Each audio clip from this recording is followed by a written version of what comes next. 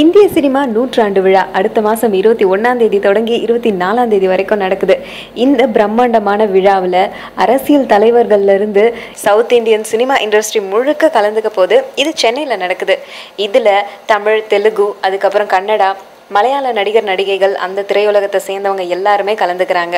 இதில் ஒரு சின்ன புகார் வந்திருக்கு. என்ன அப்படின்னா, மற்ற மொழி கலைஞர்கள் கலந்துக்கிற இந்த விழாவில், அதுவும் சென்னையில் நடக்கிற இந்த விழாவில் தமிழ் நடிகர் நடிகைகள் எதுலேயுமே ஆர்வம் காட்டலை அப்படின்னு ஒரு புகார் வந்திருக்கு. இது தொடர்பாக இந்த நடிகர் நடிகைகளுடைய மேனேஜர்கள் கிட்ட பேசணும் அப்படிங்கிறதுக்காக ஒரு சிறப்பு கூட்டமும் வச்சிருக்காங்க. மற்ற மொழி நடிகர்கள் காட்டுற ஆர்வத்தை தமிழ் நடிகர் நடிகைகள் காட்ட மாட்டாங்க. அவங்க கிட்ட பேசி அவங்களையும் ஒத்துக்க சொல்லுங்க, ஒத்துழைக்க சொல்லுங்க அப்படின்னு பேசியிருக்காங்க பெரிய பெரிய போர்டு மெம்பர்ஸ் எல்லாருமே.